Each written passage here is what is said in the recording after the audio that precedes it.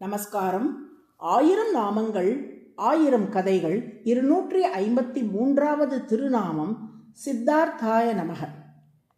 சேதுக்கரையில் முகாமிட்டிருந்த ராமபிரானிடம் சரணாகதி செய்ய விபீஷணன் வந்தபோது சுக்ரீவனும் மற்ற வானரர்களும் விபீஷணனை ஏற்றுக்கொள்ளக்கூடாது என்று ராமனிடம் சொன்னார்கள்.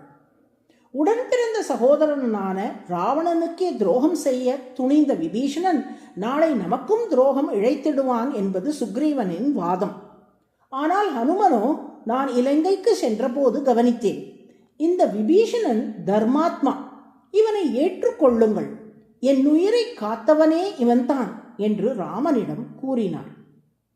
இவன் தீயவன், ஏற்கக்கூடாது என்று சுக்ரீவனும், இவன் நல்லவன், ஏற்கலாம் என்று ஹனுமனும் சொல்ல, ராமனோ இவன் நல்லவனோ தீயவனோ சரணம் என்று என்னை தேடி வந்துவிட்டான், அவனை ஏற்றுக்கொண்டே தீருவேன் என்றார். ஒரு காலை சரணாக அடைகின்றார்க்கும் உனக்கடிமை ஆகின்றேன் என்கின்றார்க்கும் அறுக்காதே அனைவருக்கும் அனைவராலும் அஞ்சேல் என்று அருள் கொடுப்பன் என்று ராமன் விபீஷணனுக்கு அபயமளித்த விதத்தை வேதாந்த தேசிகன் தெரிவிக்கின்றார்.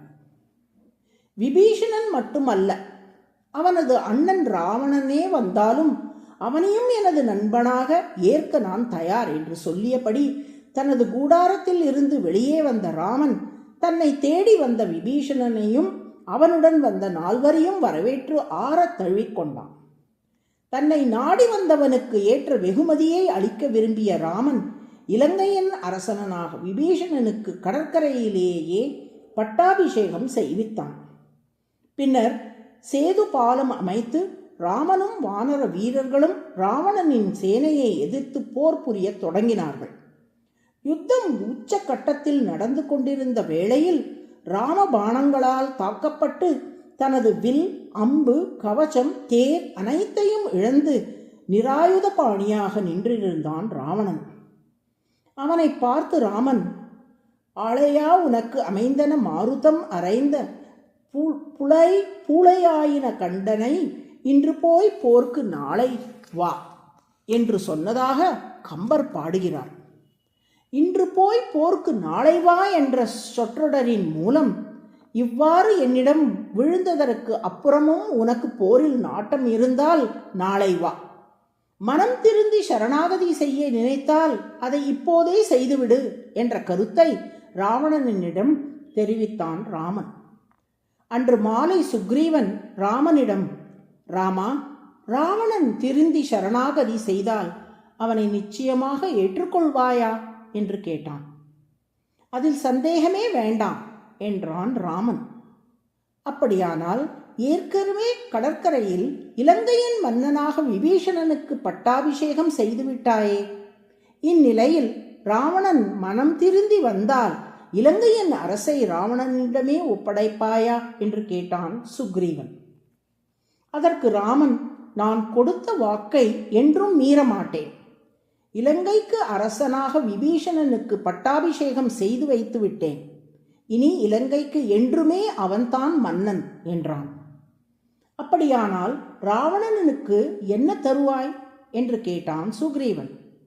ராவணன் மனம் திருந்தி பிறன்மனை நோக்கும் பழக்கத்தை விட்டு சீதையை ஒப்படைத்தால் அயோத்தி ராஜ்யத்தை அவனுக்கு வழங்கிவிட்டு சீதையுடன் நான் வனம் செல்வேன் என்றான் ராமன்.